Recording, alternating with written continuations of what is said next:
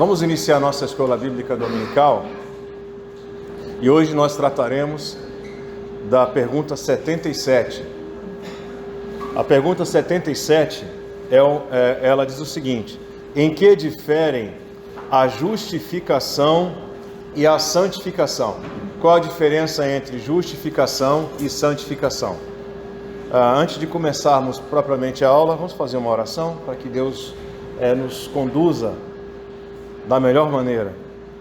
Senhor Deus, louvado seja o Teu nome, tem misericórdia de cada um de nós. Te pedimos que o Teu Santo Espírito possa aqui nos conduzir neste processo, Pai.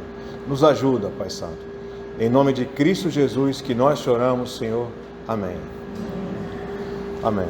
Meus irmãos, qual a diferença entre justificação e santificação? A resposta: embora a santificação seja inseparavelmente unida à justificação, preste atenção, na resposta, primeira afirmação, a santificação, ela é inseparável da justificação. Uma coisa, portanto, não pode existir sem a outra, é a primeira afirmação. Não existe santificação sem justificação, e não existe justificação sem santificação, ok? Vou repetir. Embora a santificação seja inseparavelmente unida à justificação, elas são, contudo, diferentes nisto. Aí vem a diferença. Vamos entender bem a diferença. Deus, na justificação, imputa a justiça de Cristo. Eu vou repetir. Deus, na justificação, imputa a justiça de Cristo. Aí tem uma palavrinha complicada, a palavra imputar. Imputa, o que é isso? A ideia é um termo jurídico, e a ideia é de você dar ao crédito a alguém, uma transferência, ok? É como se você transferisse a justiça de Cristo a aquele que pertence a Cristo. É uma transferência. É creditado a ele. Então, Deus, na justificação, imputa, transfere, credita a sua justiça, a justiça de Cristo, ao homem que pertence a Cristo. Ok? Na santificação, o seu Espírito, o Espírito de Cristo, o Espírito do Deus vivo, o Espírito Santo, infunde a graça e dá o poder de exercitá-la. Aí vamos devagar. A palavra, essa expressão infunde, significa a ideia de derramar alguma coisa em alguém. Você derrama essa alguma coisa em alguém, vamos pensar num líquido, e ele penetra no teu corpo, de alguma forma, eu estou olhando uma figura de linguagem aqui, tá? De alguma forma, faz parte de você, derrama água sobre você. Então, o Espírito infunde, derrama a graça, e esse mesmo Espírito, uma vez que essa graça é derramada na pessoa, dá o poder de exercitá-la, ok? Então a graça é derramada sobre a pessoa, e isso vai dar o poder de exercitá-la. Na primeira, qual é a primeira? Justificação. O pecado é perdoado. Na justificação, o pecado é perdoado. Aqueles que são de Cristo são declarados diante de Deus como justos. E o mais vergonhoso para a gente é que isso até o fim da vida, até o fim desse período em que vamos viver aqui. E eu falo isso com vergonha porque eu sei que eu vou pecar daqui até o dia em que eu vou ter o meu encontro com o meu Senhor. Mas ainda assim, por causa de Cristo, os meus pecados estão perdoados. Tá? Ok? Na primeira o pecado é perdoado, na outra o pecado é subjugado. Aí tem uma outra palavra. A ideia de subjugado é a ideia de você, imagine numa questão de dois inimigos, você vai subjugar o teu inimigo, você vai colocar ele numa posição de submissão em relação a você. É uma espécie de controle sobre o teu inimigo. Na justificação, o pecado é perdoado e o homem é declarado justo diante de Deus. Na santificação, o pecado é subjugado. Ele vai ficar debaixo do poder, vamos chamar assim, da infusão do Espírito na pessoa, e ela vai subjugar o pecado, ok? Para a gente entender isso de forma bem clara, se não fosse a graça de Deus no Espírito, para que nós pudéssemos subjugar o pecado, nós cometeríamos muito mais coisas horríveis do que nós fazemos. Entenderam a ideia? Mas de uma certa forma, essa ação do Espírito em nossas vidas subjuga o pecado, ou, numa hipótese não ideal, pelo menos nos dá convicção do pecado, nos traz o arrependimento, ok? E nos conduz a uma restituição, a uma conversão, mudar de direção para fazer a coisa certa, andar segundo os padrões do Deus vivo. Mais ou menos essa é a ideia.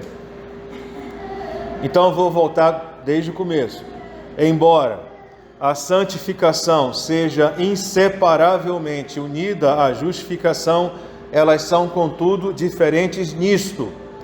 Deus, na justificação, imputa a justiça de Cristo, transfere, acredita na conta daquele que pertence a Cristo. Na santificação, o seu Espírito infunde a graça, derrama a graça e dá o poder de exercitá-la, ok? A pessoa, ela fica de uma certa forma habilitada no sentido de poder subjugar o pecado. Na primeira o pecado é perdoado, na outra o pecado é subjugado. Uma liberta igualmente todos os crentes da ira vingadora de Deus.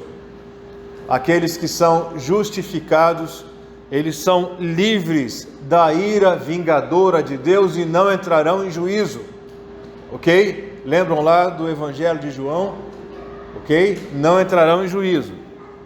Então, na justificação, há uma liberdade da ira vingadora do Deus vivo. Quem é de Cristo não será julgado. E isso nesta vida, para que jamais sejam condenados. Não há condenação para aqueles que estão em Cristo, porque a justiça de Cristo foi imputada, foi creditada a esses. A outra, a santificação, olha um detalhe, só um detalhe, volta aqui. Uma liberta igualmente. É um ato, ele é momentâneo, é instantâneo, ele é um ato de Deus. Então, a pessoa é declarada justa. No momento em que o Espírito conduz ela nesse processo a entender Cristo, a entender o Evangelho, ela é declarada justa. Ponto. É um ato instantâneo, igual, usando uma expressão simples para todos os crentes. A outra, a santificação, não é igual em todos. O que significa isso? Significa que o caminhar com Deus, o andar com Deus, ele não vai acontecer da mesma forma com todos os que estão em Cristo. Alguns, usando uma figura de linguagem, vão tropeçar ali, acolá com mais frequência, outros darão passos mais firmes, alguns eventualmente escorregarão um pouco fora do caminho, voltam, outros vão continuar firmes no caminho. Não há uma igualdade nesse sentido. A outra, santificação, não é igual em todos, nem é perfeita em ninguém nesta vida. Preste atenção. O que significa isso? Que ninguém vai conseguir a perfeição da santidade. Ninguém vai conseguir ser perfeitamente, do ponto de vista da justiça de Deus, ser santo mesmo. Não vai conseguir. Ficou claro isso? Ninguém vai. Então, nós, quando chegar o nosso dia, o dia em que vamos sair deste lugar, nós vamos, ainda assim, nesse último dia, até o final dos nossos dias, nós ainda seremos pecadores. Ok, irmãos? Não há possibilidade de alcançarmos, vamos chamar assim, uma plenitude e conseguimos. Somos perfeitamente santos. Não há isso. E não há igualdade também na santificação. Diga, Barreto. Tem uma doutrina que fala sobre uma comparação, né, entre a justificação, a santificação e a glorificação. Onde na justificação nós somos livres da culpa do pecado. A partir do momento que você é justificado, não tem mais culpa, porque você já é justo perante Deus. Claro que não é por nossos méritos, não é de Cristo, claro. Vai nos declarar justo. A santificação já vai nos livrar já do poder do pecado, porque uma vez nós somos justificados, mas mesmo assim nós podemos pecando. Então o pecado pode exercer um poder sobre nós. E a santificação vem exatamente isso, eliminar, cortar esse poder do pecado. Mas tem uma terceira doutrina que é a da glorificação, onde vamos nos livrar completamente da presença do pecado. Uma vez glorificado, não vai haver nenhuma chance mais de cometermos nenhum pecado. Então essa é a comparação. Ok. Agora, há um detalhe, irmãos. O fato de nós não conseguirmos a perfeição não significa que não vai acontecer um aperfeiçoamento, mas vai haver uma progressão em vida. À medida que os dias vão passando, nós ficaremos mais e mais parecidos, ainda que um pouquinho longe, muito longe, por sinal, de Cristo. À medida que o tempo passa, nós vamos progredindo. Há uma progressão, ainda que nós não consigamos a perfeição ideal. Então agora eu vou reler toda a resposta. Diferença entre justificação e santificação. Embora a santificação seja inseparavelmente unida à justificação, uma coisa não ocorre sem a outra e vice-versa, elas são, contudo, diferentes. Em que Deus, na justificação, imputa, transfere, acredita a justiça de Cristo. E aí, o homem, a mulher de Deus é declarado justo. Na primeira o pecado é perdoado, na outra o pecado é subjugado. Uma liberta igualmente todos os crentes da ira vindoura, da ira vingadora de Deus. E isso nesta vida para que jamais sejam condenados. Glória ao Senhor Deus por isso, né? É um conforto, é um consolo em nossas vidas, saber que apesar do que somos, apesar da nossa indignidade, apesar de merecermos o pior, o inferno, ainda assim a bondade do Senhor, a sua graça nos alcançou. Essa é a nossa convicção, a nossa certeza. Uma liberta igualmente todos os crentes da ira vindoura, a outra, a santificação, não é igual em todos. Alguns vão progredir mais, outros nem tanto, ok? Não é perfeita, ninguém vai alcançar a perfeição nesta vida, mas progride na direção da perfeição. Ponto. Essa é a diferença. Ficou claro, irmãos? Então a gente poderia encerrar, mas o mais importante é o embasamento bíblico. Algumas informações aqui para a gente entender aqui, só para a gente, antes de começar os versículos.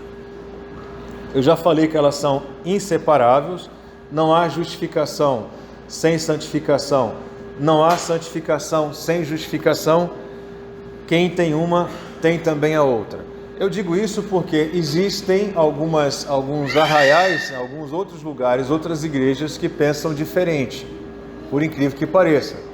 A igreja que defende a questão da justificação e santificação imediata, entenderam? Como se a conversão imediatamente trouxesse a santificação. Há outros que, ainda que não definam de modo claro, mas na mensagem que é dada nessas igrejas, a ideia é de que a santificação em si, ela pode justificar. Isso é perigoso, porque você está falando isso com relação às boas obras, entenderam? Eu vi um pastor num vídeo dizer algo bem perigoso. Ele disse numa entrevista, ele disse o seguinte: eu creio que verei no céu ateus. Eu entendi, eu não sei, eu entendi, ficou esquisito isso, concordam?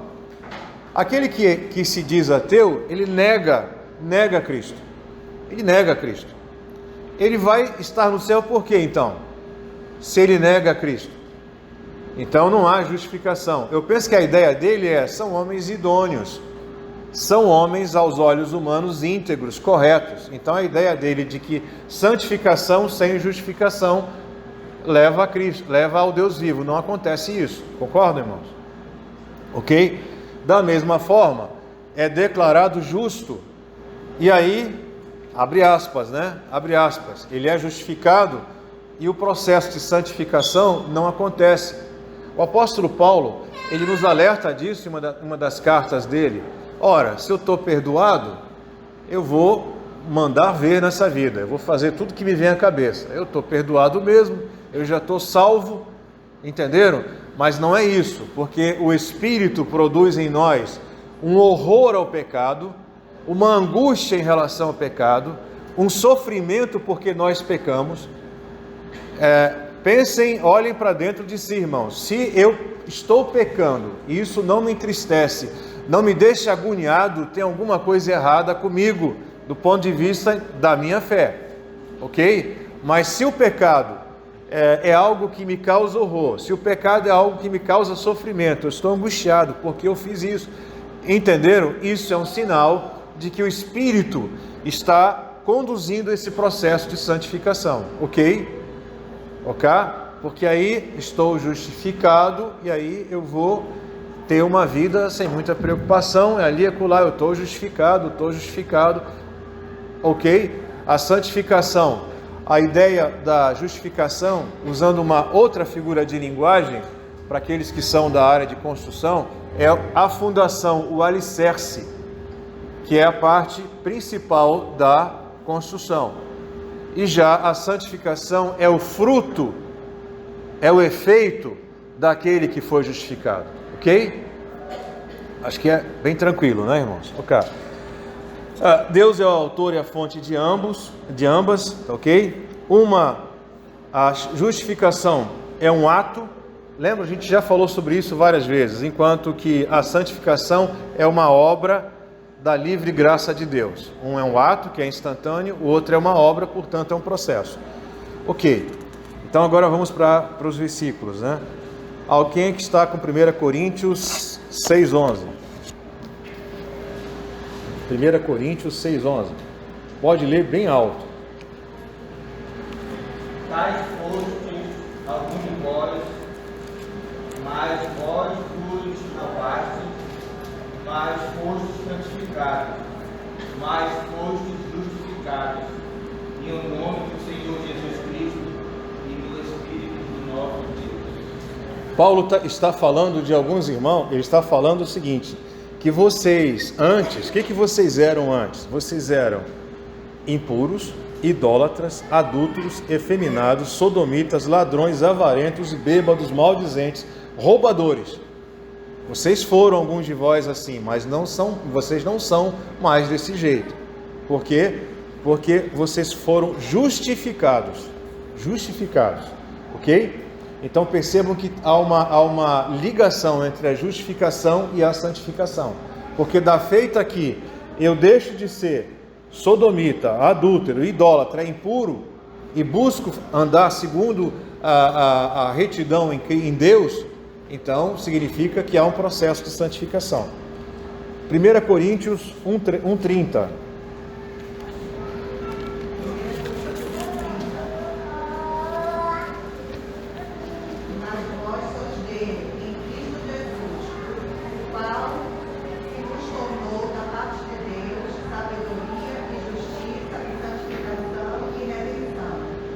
Até aí. Olha só, andam juntos.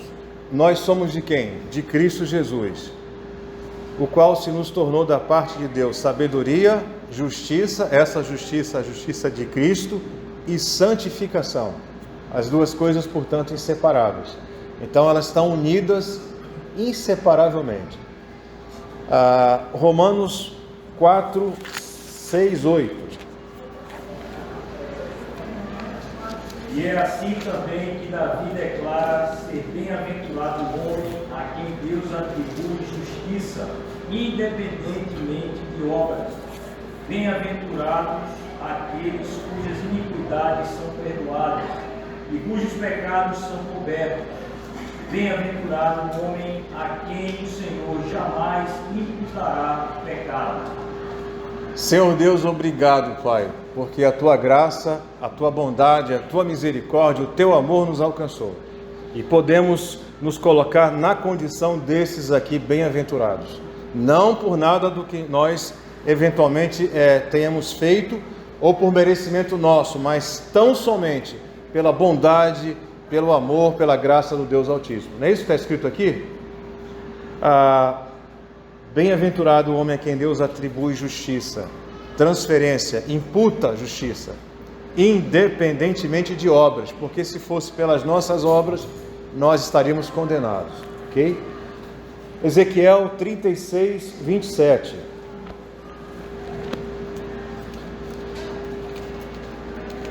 Porei dentro de vós o meu espírito e farei que andeis nos meus estatutos, guardeis os meus juízos e os observeis. Vejam só, o Espírito do Senhor Deus, Ele nos conduz no caminho do Senhor. Olha o que está escrito aqui: porei dentre vós o meu Espírito, e esse Espírito, lembram da ideia de derramar sobre nós? Ele vai fazer com que andemos nos estatutos e que guardemos os juízos de Deus e que observemos esses juízos. Vamos andar nesses caminhos. Isso é uma, vamos dizer assim, é uma condução, um constrangimento do Espírito nesse sentido. Ele nos faz ter prazer nessas coisas e nos conduz nessas coisas. De igual modo, Ele nos traz a tristeza quando nós pecamos, quando nós fazemos aquilo que não agrada a Deus, ok? Então, na justificação, Deus imputa ao pecador a justiça de Cristo. Na santificação, Deus infunde graça e poder para o crente exercitá-la. Eu estou pegando pedaços da pergunta. Romanos 3, 25. A quem Deus propôs o seu sangue como propiciação mediante a fé para manifestar a justiça, por ter Deus, na sua tolerância, deixado impunes os pecados anteriormente cometidos. Tremendo, né, irmãos? Vamos ver aqui, ó. A quem Deus propôs no seu sangue como propiciação. Lembrando de propiciação, a ideia de aplacar a ira de Deus no sentido de que ele, a partir daí, ele possa ser favorável a nós. Deus vai ser favorável a nós, mediante a fé, para manifestar a sua justiça, por ter Deus, na sua intolerância, deixado impunes os pecados anteriormente cometidos. Na justificação, o pecado é perdoado. Romanos 6, de 6 a 14. Bem grande. Sabendo isso, foi crucificado ele, o nosso velho homem, para que o corpo do pecado seja destruído, e não sirvamos o pecado como escravos. Porquanto quem morreu está justificado do pecado. Ora, se já morremos por Cristo, cremos que também com ele viveremos, sabedores de que, havendo Cristo ressuscitado dentre os mortos, já não morre. A morte já não tem domínio sobre ele, pois, quanto a ter morrido, de uma vez para sempre morreu para o pecado. Mas, quanto a viver, vive para Deus. Assim também vós considerai-vos mortos para o pecado, mas vivos para Deus, em Cristo Jesus. Não reine, portanto, o pecado em vosso corpo mortal, de maneira que obedeçais às suas paixões. Nem ofereçais cada um dos membros do seu corpo ao pecado, como instrumentos de iniquidade, mas oferecei-vos a Deus como ressurretos dentre os mortos, e os vossos membros a Deus como instrumentos de justiça. Porque o pecado não terá domínio sobre vós, pois não estáis debaixo da lei, e sim da graça. Amém. O pecado não terá domínio sobre nós. O pecado não terá domínio sobre nós. Aqui tem várias referências bem importantes. Versículo 6. Foi crucificado com ele o nosso velho homem. Velho homem. Agora vivemos em novidade de vida. Agora podemos enxergar a nossa vida de maneira bem diferente. Versículo 7. Quem morreu está justificado do pecado. Se morremos com Cristo, com ele viveremos. Mais adiante, versículo 11. Assim também vós considerai-vos mortos para o pecado, mas vivos para Deus. Versículo 12. Não reine, ou seja, não domine, não controle, portanto, o pecado em vosso corpo mortal, de maneira que obedeçais às suas paixões. Então, o pecado é subjugado na santificação. Pergunta, ela levanta a diferença entre justificação e santificação. A apostila da Igreja Primeira, o título da explicação, ele coloca diferença sem contradição. São diferentes, mas não há contradição entre a justificação e a santificação. Quem nasce, cresce. Como é que a gente consegue explicar o comportamento de muitos de nós que estamos na igreja, mas que não demonstramos essa santificação na nossa vida? Pergunta difícil, meu irmão. Pergunta dificílima. Nós não estamos e não conhecemos o coração dos irmãos nem de outras pessoas. Eu conheço gente que lutou a vida inteira contra determinado pecado. Eu não vou afirmar que esse irmão está com o Senhor, nem que não está com o Senhor, mas a vida inteira lutou contra isso. A vida inteira sofreu com isso, se entristeceu com isso, e era uma agonia isso. Vocês estão entendendo o que eu estou dizendo? Eu penso que isso pode significar a ação do Espírito nele, no sentido de santificação. Esse inconformismo, ainda que ele não consiga, que ele lute com essas coisas. Entenderam o que eu estou dizendo? Então eu conheço gente assim, conheço gente que passou por isso, e conheço gente também que tinha alguns problemas complicados, seríssimos, e com o passar do tempo o Deus vivo foi tratando isso de tal forma que essa pessoa ficou livre desses desejos e dessas paixões. Mas eu não sei aferir em cada um, é complicado, Laura. A gente pode, por exemplo, eu vou abrir aqui uma hipótese, a gente pode olhar para alguém e pensar o seguinte: esse irmão aí, ele vai para o céu tranquilo, porque eu percebo nele os efeitos, o fruto da santificação, tá? Eventualmente, eu estou dando um exemplo, tá? Penso eu que não é o nosso caso aqui. Não é o nosso caso na nossa igreja, e também não quero ofender ninguém, mas imagine que ele, por exemplo, lá no mais profundo do seu ser, ele está bastante orgulhoso da sua posição. Eu estou conseguindo. E que ele criou uma série de regrinhas, ele vai ali, mas de alguma forma há uma certa soberba, há uma certa arrogância. De alguma forma ele pode até pensar de maneira sutil que ele, não precisa muito de Deus não, só uma mãozinha de leve. Entenderam o que eu estou dizendo? Aí Jesus encontrou homens que eram desta forma e chamou esses homens de sepulcros caiados. Por fora, uma maravilha, a vida do cara reta, idônea, certinho, mas por dentro, podridão. E eventualmente a gente pode encontrar, por exemplo, numa prostituta arrependida, vejam bem, e que buscará corrigir o seu rumo, o rumo de sua vida, e você pode perceber, não vou dizer isso, não pode perceber, outra hipótese, mas a graça de Deus alcançou essa mulher, entenderam? Um exemplo, né? Então é meio complicado aferir, é meio difícil, né? Não cabe a nós fazer isso aí, não cabe a nós. Lembrando aos irmãos que no dia do juízo alguns chegarão com o Senhor e ele vai dizer: não conheço vocês, mas Senhor, em teu nome expelimos demônios, Eu vou continuar, tá? Eu vou aqui aumentar mais a coisa. Em teu nome eu preguei o evangelho, em teu nome eu visitei, em teu nome eu atuei na igreja, eu dizimei fielmente. Não conheço você. Apartai-vos de mim, vocês que praticam iniquidade. Entenderam? É uma questão complicada.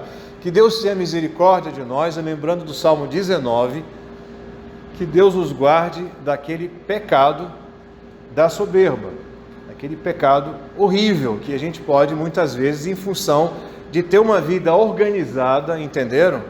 Quando a tua vida está muito organizada, você pensa assim, eu sou o cara, entenderam?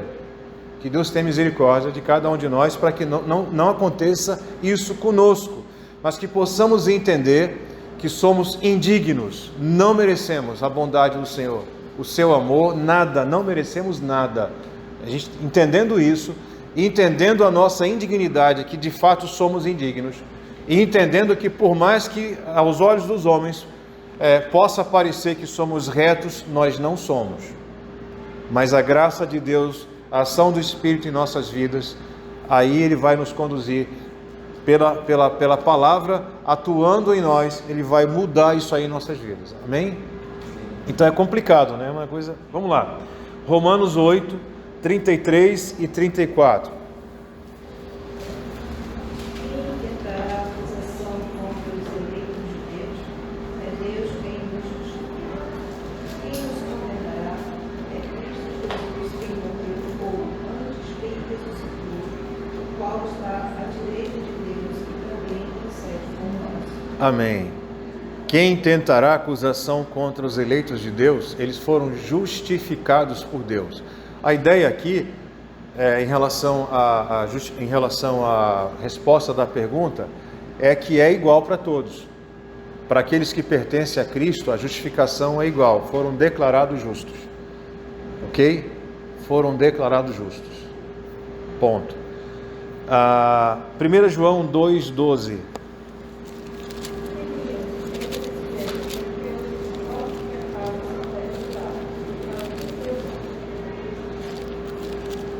Por gentileza, pode ler de novo? Quem foi que leu? 1 João 2,12.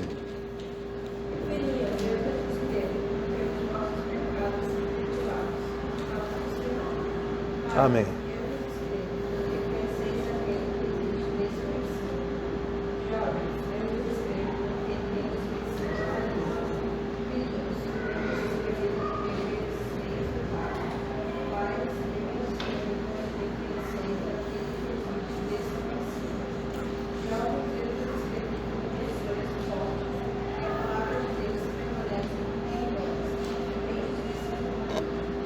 A ação da palavra na condução do Espírito em nossas vidas. Lembram? Não vai acontecer de igual forma com todos. Não vai ser igual, ninguém vai caminhar igual. Lembram? Um vai caminhar, progredir mais, outros nem tanto. Isso não significa que eles não sejam justos aos olhos de Deus, ok? Não significa isso. Hebreus 5, 12 a 14.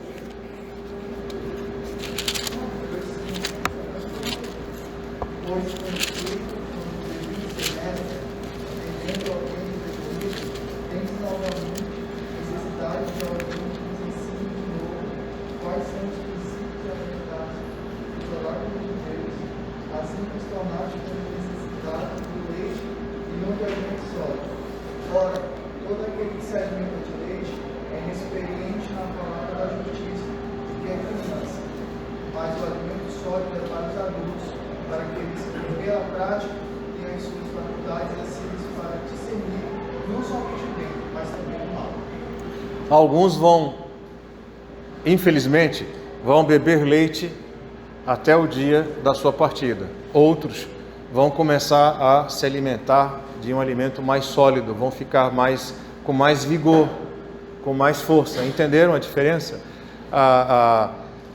Eu vou polemizar aqui um pouquinho, né? Eu vou só polemizar. Eu vou colocar aqui a opinião que eu vi de uma pessoa, e aí vocês vão confrontar a opinião, o que vocês acham, se é certo ou se é errado. O irmão falando de uma determinada igreja. uma determinada igreja.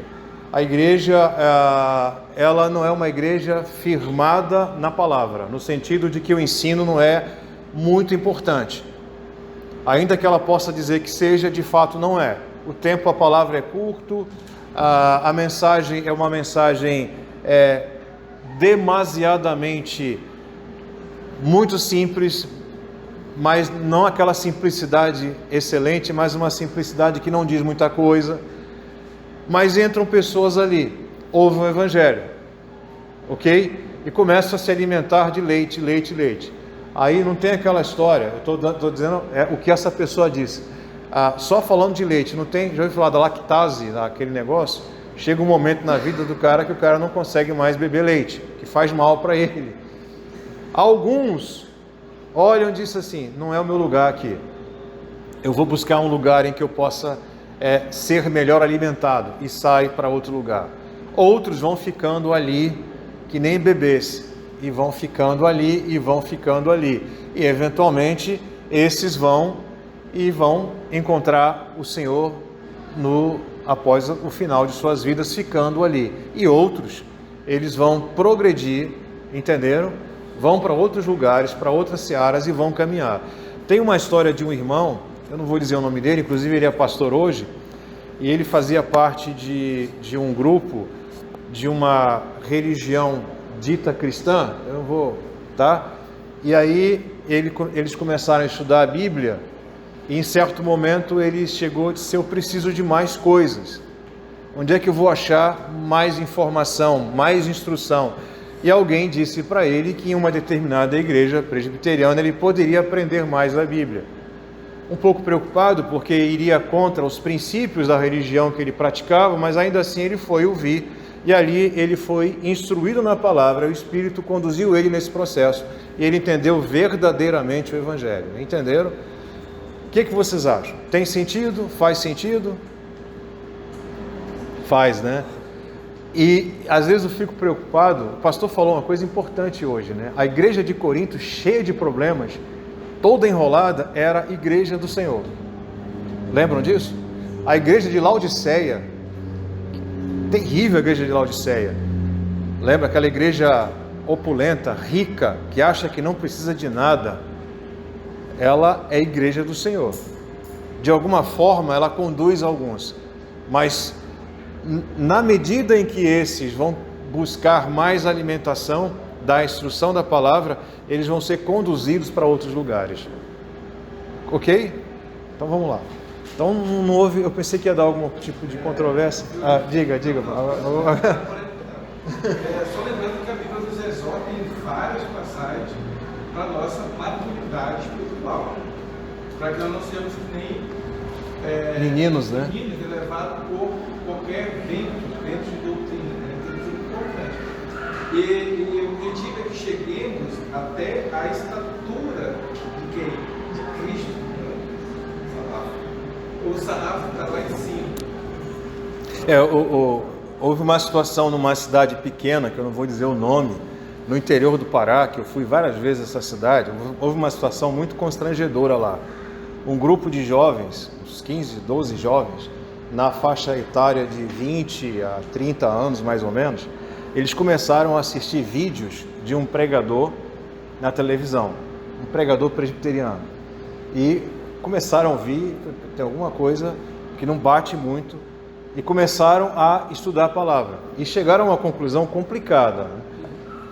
Nós não estamos sendo muito supridos na nossa igreja. O que eles fizeram? Foram buscar onde é que tem uma igreja presbiteriana, pregadora presbiteriana. Os 15 e 20 foram para a igreja presbiteriana, e o pastor dessa igreja, eu conheço ele, um irmão dedicado, um irmão que baseia tudo nas escrituras, que busca, um irmão reformado mesmo, e ouviram a palavra do irmão e bate com outro que a gente viu na TV. A igreja perdeu a igreja dele, igreja considerada cristã evangélica, mas de uma outra linha, perdeu 20 jovens e foi um escândalo na cidade, foi um escândalo na cidade pequena. Mas eles queriam mais instrução. Diga, meu irmão. Eu gostaria de contribuir, Pois não. aqui mesmo, mas com o artigo 29 da Constituição belga, que pode agregar conhecimento, valor à discussão, porque é um documento histórico que foi elaborado pelos nossos irmãos em um momento de perseguição, e aqui tem uma definição histórica e confessional de uma igreja reformada que pode muito bem fundamentar nesse contexto teológico do conhecimento aquilo que diz respeito às marcas da verdadeira igreja e dos seus membros da falsa igreja. Uma vez que nos tempos atuais o mundo está contaminado com muitas igrejas, mas existem igrejas e igrejas, aquelas que pregam a palavra de Deus de forma fiel, sem se afastar de todos os mandamentos e as ordenanças do Senhor, e aquelas que na verdade são, infelizmente, um local onde as pessoas vão estar fazendo sua catarse, liberar suas mágoas, tem lá o coach, um local de entretenimento, de êxtase, e de fato virou aquilo que o príncipe dos pregadores falou, né, o Charles Spurgeon, que era no momento que existiriam palhaços pregando e entendendo o povo. Mas é um documento histórico e eu acho que pode nos ajudar. Com certeza. A chegar Com certeza. Um entendimento e uma baliza. O artigo 29 da Constituição belga fala o seguinte: cremos que se deve discernir diligentemente e com muito cuidado pela palavra de Deus qual é a verdadeira igreja, visto que todas as seitas que atualmente existem no mundo se chamam de igreja, mas sem razão. Não falamos aqui dos hipócritas que na igreja se acham entre os sinceros fiéis, contudo, não pertencem à igreja, embora sejam membros dela. Mas queremos dizer que se deve distinguir o corpo e a comunhão da verdadeira igreja de todas as seitas que se dizem igreja. As marcas para conhecer a verdadeira igreja são estas: ela mantém a pura pregação do Evangelho, a pura administração dos sacramentos, como Cristo os instituiu, o exercício da disciplina eclesiástica para castigar os pecados. Em resumo, se orienta segundo a palavra de Deus, rejeitando todo o contrário a essa palavra e reconhecendo Jesus Cristo como uma única cabeça. Assim, com certeza, pode-se conhecer a verdadeira igreja e a ninguém convém separar-se dela. Aqueles que pertencem à igreja podem ser conhecidos pelas marcas dos cristãos, a saber, pela fé e pelo fato de que, tendo recebido Jesus Cristo como o único Salvador, fogem do pecado e seguem a justiça, amando a Deus e ao seu próximo, não se desviando para a direita nem para a esquerda, e crucificando a carne com as obras dela. Aí continua mais um norte que pode nos ajudar. O irmão falou a questão das marcas da igreja, a questão da disciplina, pregação fiel das Escrituras. Tem outras marcas aqui. Mas deixa eu abrir um parêntese aqui.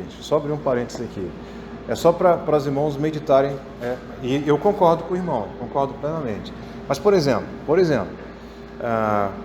eu falo aqui com temor e tremor.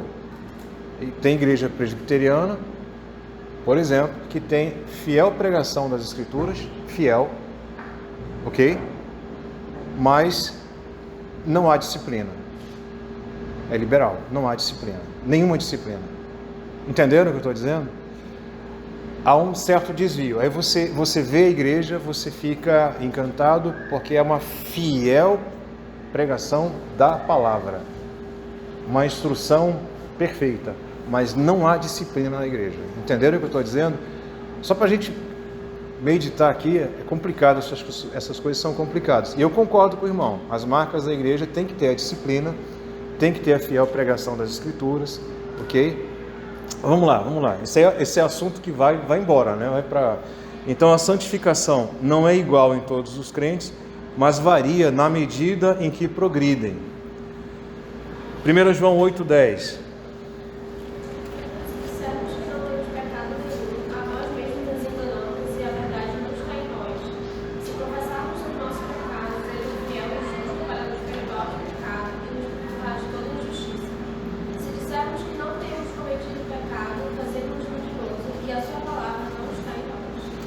Eu digo isso, irmãos, é muito importante essa questão de que a santificação nesta vida não é perfeita em nenhum crente, porque tem igrejas que defendem que é possível, ok? tem igreja que defende que é possível. É possível alcançar isso aí. Ok? Eu fico meio assustado com uma afirmação dessas, né? Eu fico um pouco assustado. Mas tem igrejas que afirmam isso. Eu não vou citar para não dar problema, não dar confusão. Mas, por exemplo, um pregador, um pastor muito conhecido historicamente afirmou isso, dessa perfeição em vida. E disse, eu não consegui, mas eu creio que exista, sim, que é possível. Entenderam? Mas eu penso de acordo com as Escrituras, não há possibilidade de conseguirmos isso. 2 Coríntios 7:1.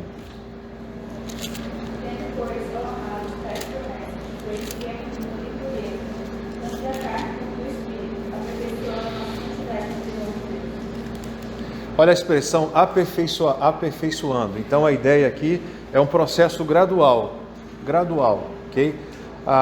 Filipenses 3:12-14. Não que eu já tenha tido tudo isso ou tenha sido aperfeiçoado, mas prossigo para alcançá-lo, pois para isso também foi alcançado por Cristo Jesus.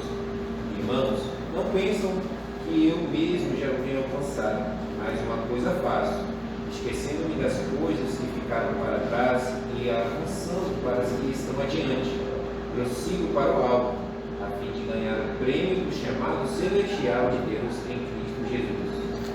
Ok, então essa perfeição é inalcançável, irmãos, é inalcançável, ok? Infelizmente, porque nós somos pecadores complicados e é inalcançável. A santificação é um processo gradual, passo a passo, que conduz, mas que nesta vida não alcança verdadeiramente ao ideal de perfeição moral. Não vamos alcançar. Mas que isso não nos desanime, entenderam? Mas que possamos buscar, que possamos nos empenhar nesse sentido. Não com as nossas forças, mas na dependência do Espírito, e aí a gente vai conduzindo as nossas vidas aí, ok? Bom, eu acho que...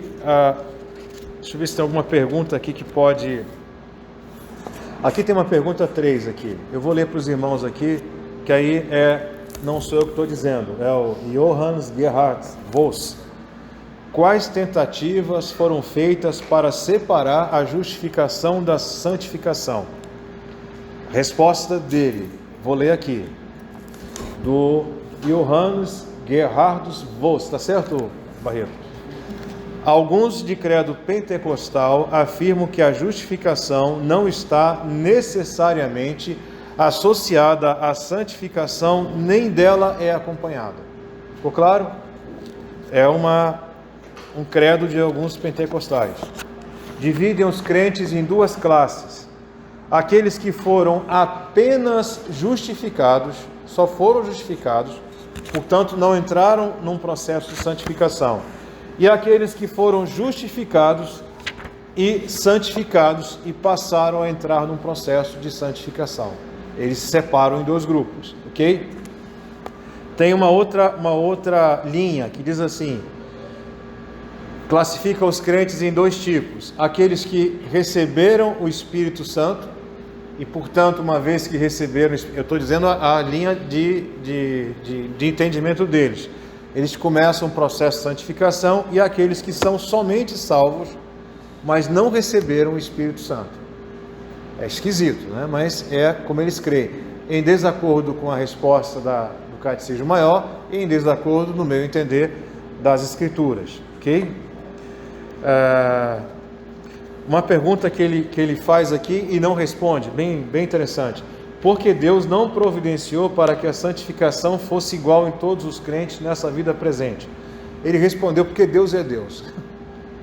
Eu resumindo aqui, ele colocou Deus onipotente, poderia ter feito dessa forma, mas ele não fez, a Bíblia não diz o porquê e acabou-se. Ok? Isso é uma coisa que no tempo oportuno o Senhor poderá revelar a cada um de nós. Por que distinguir entre a justificação e a santificação? Por que é necessário fazer essa distinção? Essa distinção é importante porque muitas vezes confundem uma coisa com a outra e são coisas diferentes. Justificação, um ato instantâneo de Deus. Santificação, um processo em que o Espírito vai nos conduzir neste processo. Ok. E acabou. Alguma pergunta, alguma observação? Depois de um estudo desse, eu fico muito envergonhado. Eu não sei vocês, irmãos. Eu fico agoniado, né? Como Deus é bom. Como o Senhor é bom. Que nos conduziu a uma convicção baseada na sua bondade. Porque, de fato, nós não merecemos nada. Eu volto a dizer, eu digo isso sempre, isso me deixa agoniado, sabedor que eu ainda vou fazer muita tolice daqui para frente, né? Ainda tem alguns anos de tolice aí, né? Ainda tem alguns anos, não sei, eu creio que sim, né? Que coisa, né? Deus tenha misericórdia da minha vida, da vida dos irmãos também, né? E que possamos, na condução do Espírito, ter o horror ao pecado, sofrer com o pecado, mas da mesma forma, que possamos sentir a alegria de fazermos aquilo que Deus quer que nós façamos, andar segundo a direção dEle. Que nos dê essa alegria, essa satisfação de buscar a santificação. Diga, meu irmão. Da graça que nós devemos agradecer a Deus. Nós temos agora no estudo Romanos 6, não reine, portanto, o pecado em nosso corpo mortal, de maneira que obedecerá às suas paixões. E a Bíblia de Genebra, no estudo, ela intitula Romanos 6 como a banalização da graça salvadora de Deus. Isso é muitas vezes o que a gente faz. Eliana. Essa semana eu dei uma frase interessante que eu fiquei pensando. Você falou aí que a partir do momento que a gente começa a beber desse leite, né, das palavras, né, da Escritura, a gente também começa a desmamar do leite do mundo, né? Então, assim, o Senhor Deus coloca dificuldades e problemas para a gente aprender a desmamar desse mundo também. Interessante, porque então esse leite divino não vai compartilhar com esse leite aí do mundo. Então, são muitas dificuldades colocadas na nossa vida para a gente aprender a desmamar desses prazeres, dessas coisas que tem no mundo. Amém. Por isso que tem que dar graças a Deus na dificuldade. É verdade. Todas as coisas cooperam para o bem daqueles que amam a Deus, daqueles que são chamados segundo o propósito do Deus vivo. Às vezes a gente pode passar eventualmente por uma situação que é aprendizado. É aprendizado, é algo que vai nos transformar para melhor. Para melhor. Vamos orar, irmãos. Senhor Deus, tem misericórdia, Pai, das nossas vidas. Reconhecemos que somos pecadores, incapazes, Pai, de fazer o que é certo, de fazer o que te agrada, Pai. Mas te pedimos, Pai, que Tu derrames o Teu Santo Espírito sobre cada um de nós e que possamos ser conduzidos por Ele, confrontados, constrangidos e andarmos nos Teus caminhos, Pai. Perdoa, Pai, os nossos pecados e que possamos mais e mais sermos aperfeiçoados em vida, Pai. Mais e mais possamos ser aperfeiçoados, Pai. E que possamos ter como referência o próprio Cristo, Pai. Tem misericórdia, Pai, de cada um de nós. Te oramos em nome de Cristo Jesus, Senhor. Amém. Amém.